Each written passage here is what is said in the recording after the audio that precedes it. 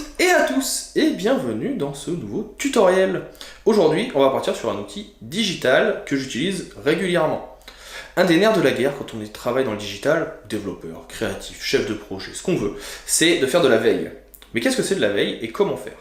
Eh bien personnellement, pour pouvoir garder des articles en ligne, pour pouvoir les enregistrer, pour pouvoir garder juste certains passages parfois, j'utilise ce qu'on appelle Evernote. Mais qu'est-ce que c'est? Eh bien je vous invite aujourd'hui à le découvrir. Evernote, c'est un outil donc assez intéressant qui va vous permettre de faire de la veille très facilement. Cette vidéo est tirée de ma formation complète sur la certification TOSA DigComp pour valider vos compétences digitales. Vous pouvez vous renseigner, il y a pas mal de centres de formation qui permettent de le passer. Et vous avez ma vidéo complète dans la description, disponible sur tuto.com. Si jamais vous avez des questions, je suis disponible dans les commentaires ou les réseaux sociaux. N'hésitez pas à me rejoindre sur Instagram, TikTok, Twitter, enfin je suis un peu partout, c'est toujours avec plaisir que je discute avec vous. Dans tous les cas, j'espère que la vidéo vous plaira. Je vous en souhaite un bon visionnage et je vous dis à tout de suite. Un des meilleurs outils qui permet de venir récupérer des favoris ou faire des bookmarks, pour moi, à ce jour sur Internet, c'est Evernote. Evernote, c'est un logiciel qui, comme je viens de l'expliquer, permet d'enregistrer des informations sous différentes formes. Des notes, des images, des vidéos, voire même des pages web. Et ces petites notes, vous pouvez même venir les corriger. C'est disponible sur Mac, sur iOS, sur Windows Phone, pour ceux qui en ont encore, sur Android, sur Linux, sur tout ce que vous voulez. Il existe bien sûr une version gratuite et une version premium. Aujourd'hui, je vais surtout vous présenter la version gratuite. Donc là, on va aller se connecter sur l'interface. Et donc là, automatiquement, quand vous êtes connecté, vous vous retrouvez donc avec une interface. Alors moi, ça fait quelques temps que je ne m'étais pas connecté. On m'a dit, attention, votre compte a été mis à jour. Donc là, vous voyez, dernière activité, dernière note en 2020. Donc il s'est passé quelques mois depuis. C'est ici un logiciel qui est assez simple. Donc je vais vous montrer les différentes parties. Et on verra dans un deuxième temps également la partie application que je n'ai pas réinstallée pour ne pas avoir de notification, mais que je vous montrerai juste après. Donc déjà, de base, vous allez avoir une page d'accueil qui va vous présenter déjà la date du jour, vous dire bonsoir, c'est déjà bien sympa, et va vous présenter les différentes notes que vous avez. Vous avez les notes qui sont enregistrées, les plus récentes, ou les suggestions, suivant celles dont vous allez avoir besoin. Vous retrouvez un bloc-notes sur lequel vous pouvez écrire ce que vous voulez.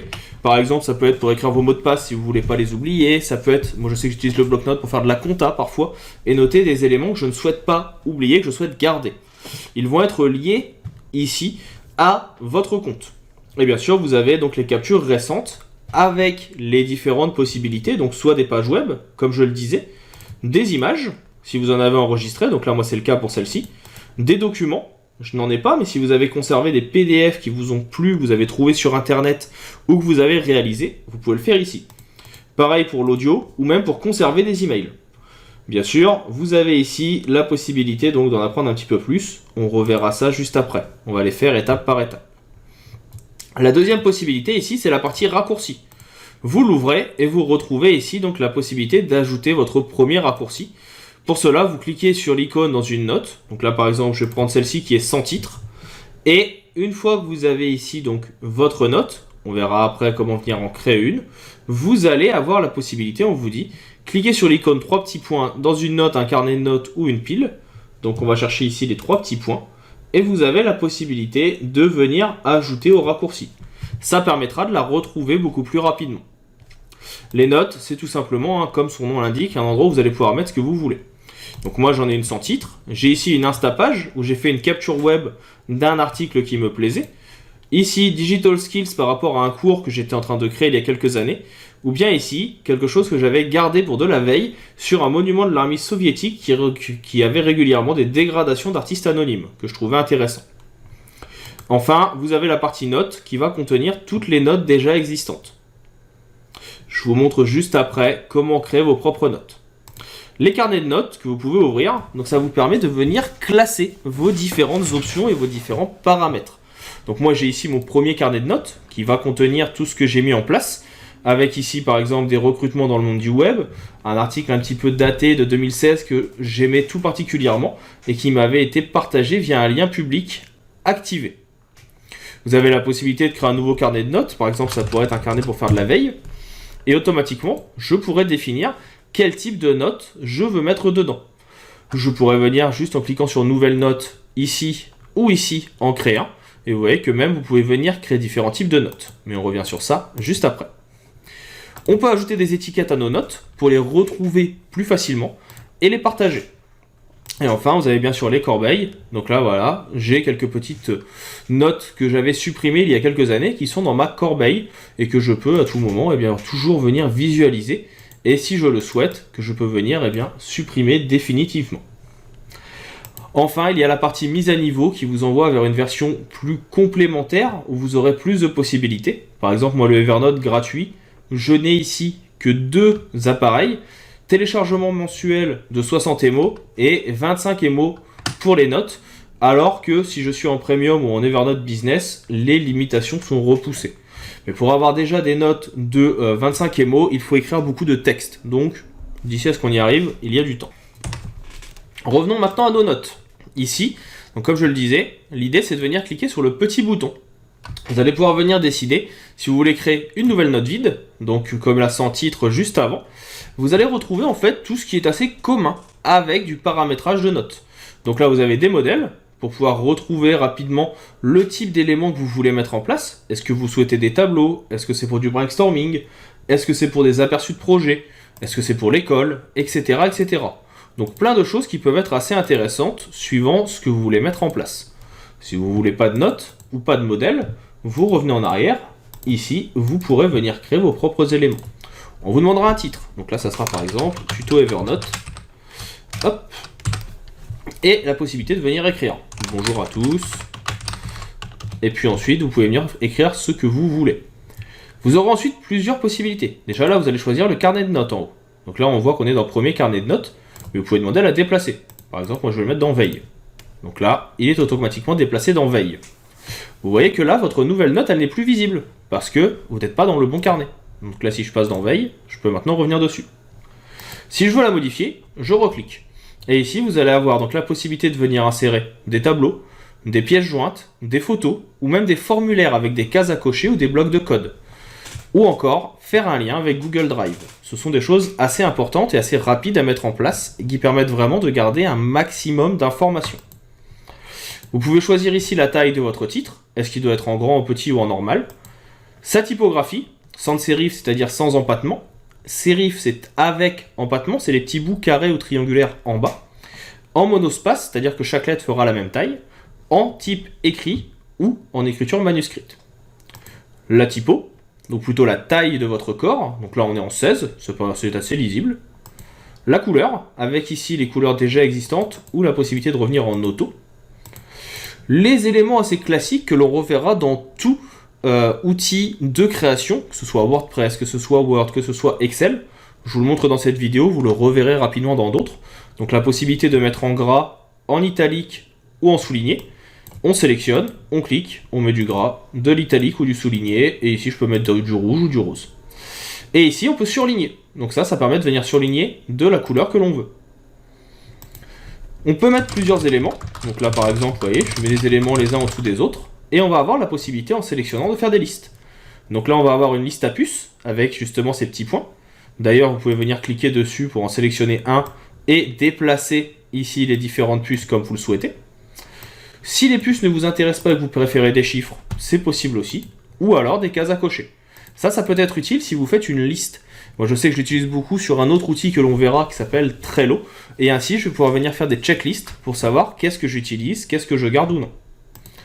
Ici vous pouvez venir faire un lien, c'est-à-dire que quand vous allez rentrer le texte que vous voulez, donc là ça peut être par exemple coucou, vous pouvez venir rentrer un lien URL. Donc là ça sera https://google.fr.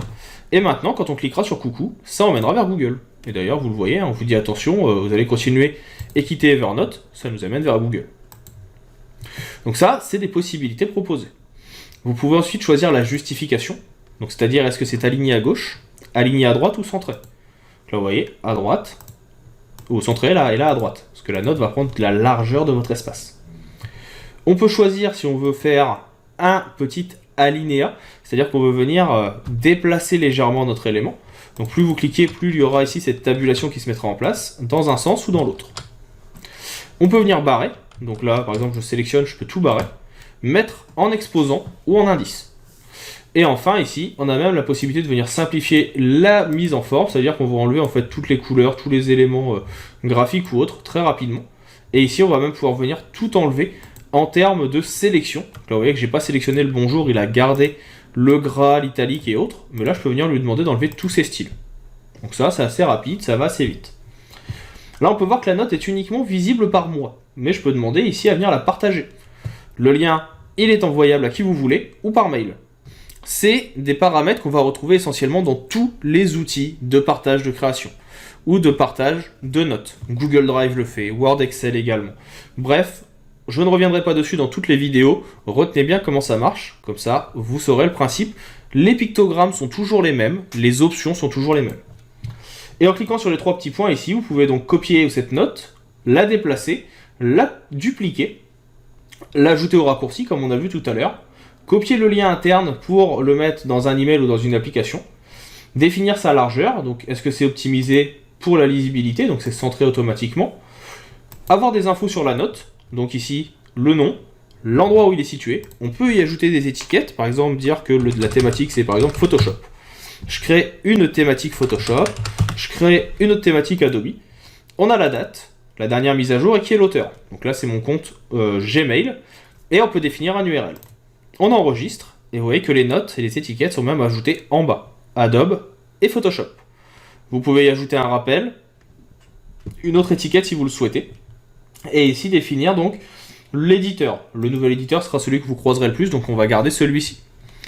Et d'ailleurs, ça me permet maintenant de pouvoir rentrer dans les étiquettes, et vous voyez que là vous avez Adobe, et ça vous permettra de retrouver les notes concernées par celui-ci. Si ça n'apparaît pas, c'est que vous n'avez pas forcément été dans les bons paramètres, ou alors que dans votre veille et ici dans votre élément, ça n'a pas forcément été bien paramétré. Donc n'oubliez pas de filtrer par étiquette, de la supprimer ou de l'ajouter au raccourci. Et ça vous permet de les retrouver assez rapidement. Donc voilà pour le principe d'Evernote. De base, vous voyez que c'est assez rapide et ça vous permet vraiment de le faire facilement. Mais ce qui est vraiment intéressant avec cet outil, outre ces différentes notes, là on a fait une note vide, mais vous voyez qu'il y a d'autres types de notes qui peuvent être faites. Ça peut être une note de tâche avec justement des listes. Ça peut être une note ici de planificateur avec qu'est-ce que vous devez faire dans la semaine pour vous y retrouver, etc., etc. Vous avez ici le système aussi de recherche par étiquette. Donc là, moi, ce que je recherche, c'est les notes Adobe et Photoshop, ou juste l'un ou l'autre.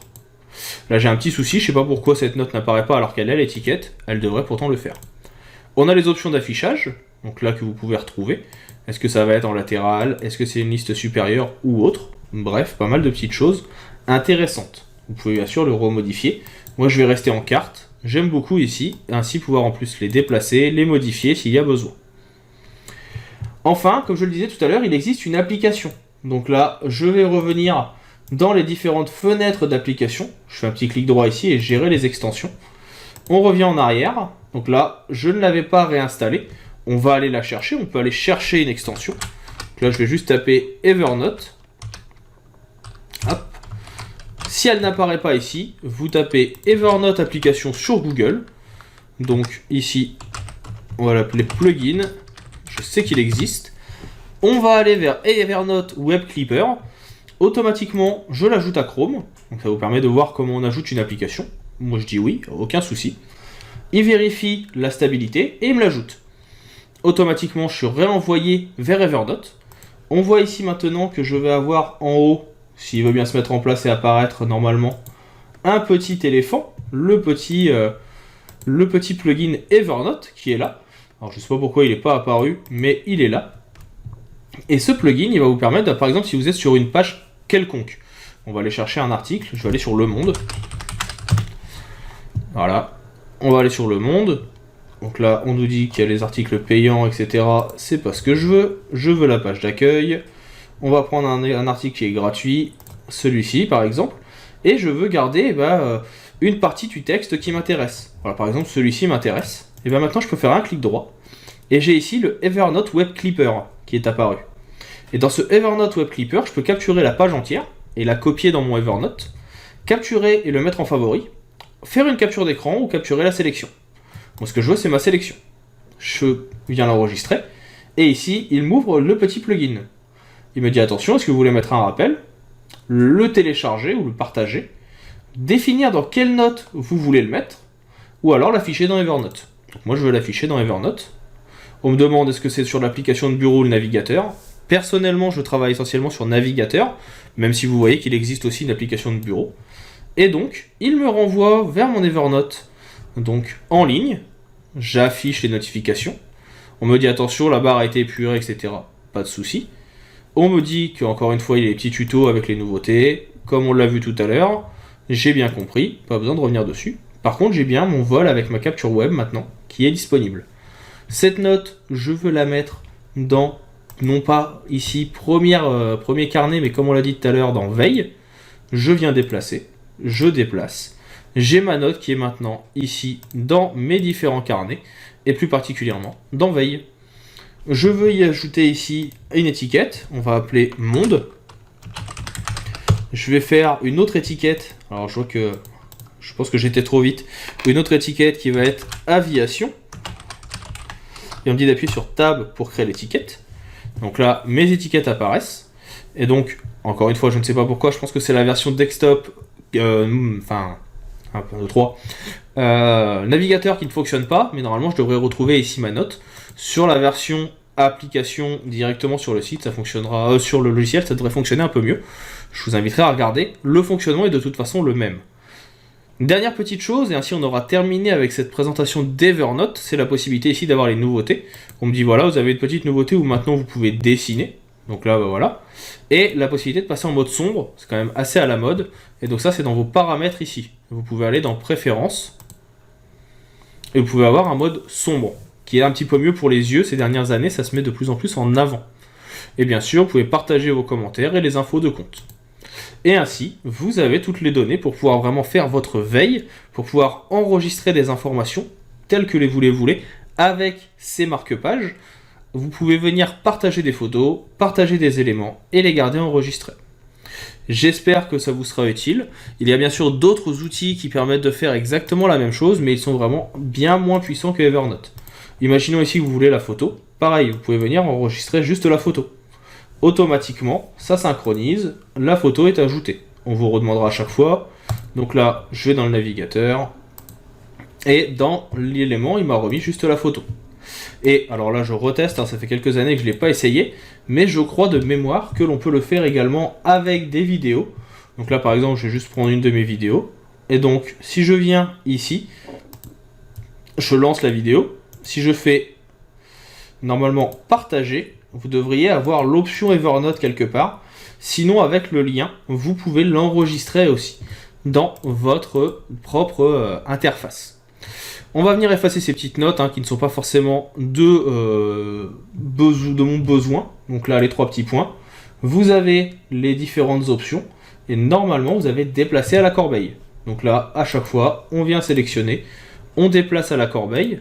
Dans Veille, je vais faire pareil. Je vais venir supprimer le carnet directement. De cette façon, il me demande est-ce que vous voulez supprimer le carnet de notes, les autres seront tous déplacés dans la corbeille. Ça me va. Je vais dans la corbeille, et ici donc, on va juste venir cliquer sur vider la corbeille pour ne pas tout garder. Et ainsi, j'ai refait quelque chose de beaucoup plus propre. Donc voilà pour cette partie vraiment sur Evernote. Prenez bien le temps de le tester, de le prendre en main. C'est un outil vraiment performant et très utile. En plus, couplé avec son application, avec son plugin, vous gagnerez beaucoup de temps et ça vous permettra vraiment d'avoir une personnalisation, un enregistrement de vos documents assez important. On va maintenant pouvoir passer à la suite de la formation.